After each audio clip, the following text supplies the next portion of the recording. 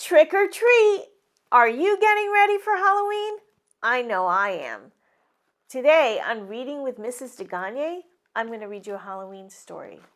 This is a very clever one, and I'm happy to share it with you today. I'm reading Boris and Bella, written by Carolyn Crimmy and illustrated by Gris Grimley. Bella Lugosi was the messiest monster in Booville. Her slime was the slimiest, her grime was the grimiest, her piles of lizard gizzards blocked the doorways, and her stacks of snake tails overflowed her counters. None of the monsters could stand Bella's mess, so Bella lived by herself. Boris Clean-It-Off was the tidiest monster in Booville. He vacuumed his vampire bats, dusted his spider webs, and polished his pythons daily. No one could stand Boris's persnickety ways, so Boris lived alone. Bella and Boris were neighbors. They did not get along. "Clean up those crusty old cauldrons. I'm sick of your cluttered yard," Boris would shout. "Can't you stop those bewitched broomsticks from sweeping? They're driving me batty," Bella shouted back. And so it went, day in and day out. When Bella had a barbecue, she did not invite Boris. And on Valentine's Day, Boris sent chocolate-covered gargoyle boils to everyone but Bella. It even had a poem.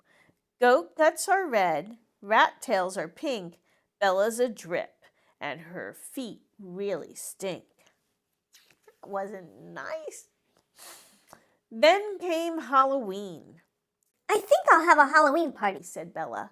She made a long guest list with everyone on it but Boris. When Boris heard about Bella's party, he decided to have his own. "Who needs Bella's stupid shindig?" he thought. He invited everyone but Bella. Both monsters mailed their invitations, and both waited for the replies.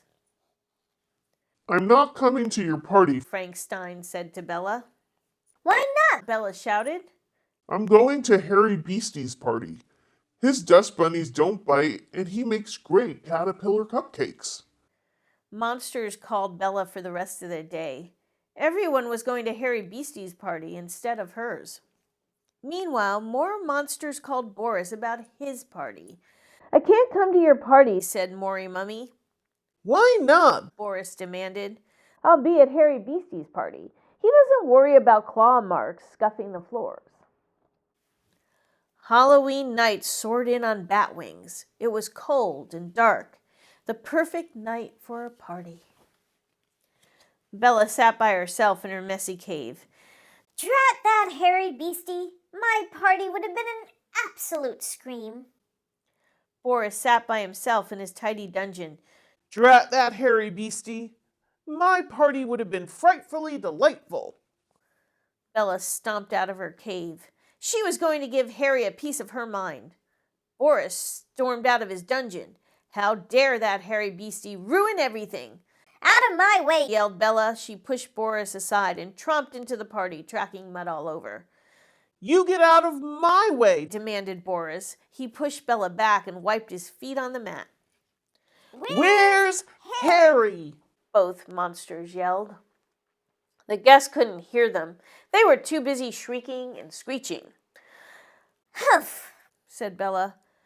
"Humph," said Boris. Bella and Boris wandered over to the buffet. Bella sniffed the snake spit stew. "Not as slobbery as mine," she said. Boris nibbled a maggot muffin. "Too much muffin, not enough maggot," he mumbled. Bella watched some monsters play, pinned the head on the headless horseman. "What a bore," she sneered. Boris eyed the monsters bobbing for eyeballs. "What a snore," he said.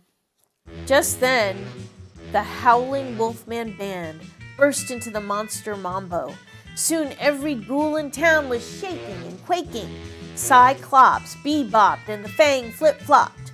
The boogeyman boogied while the trolls twirled round.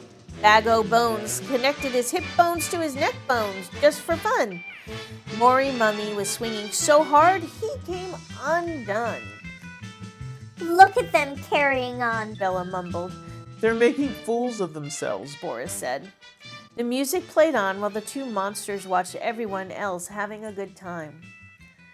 Bella sighed. She loved to dance. Boris looked down at the floor. He hadn't danced in so long. Bella looked at Boris shyly. Maybe we could show them how it's done, she said. Boris smiled. We could try, he said. When Bella and Boris came together, they discovered an amazing thing. You're just the right size, they cried.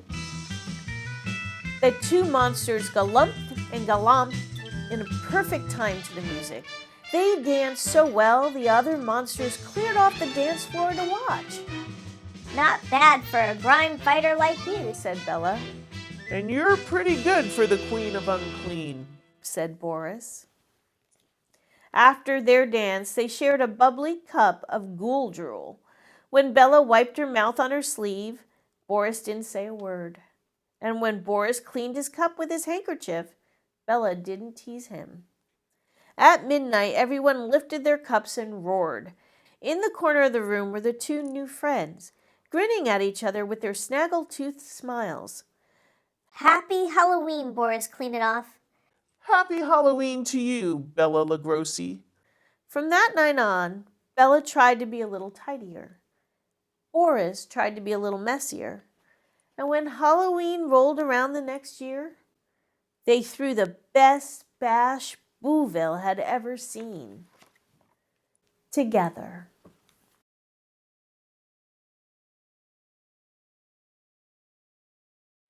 I like that little Halloween story because it's about Halloween. It's told in a clever way, and it's about friendship. So I wonder what you and your friends are going to do for Halloween this year. Whatever it is, I hope you have a beautiful night and a lot of fun. Take care. See you next time on Reading with Mrs. DeGagne. Bye.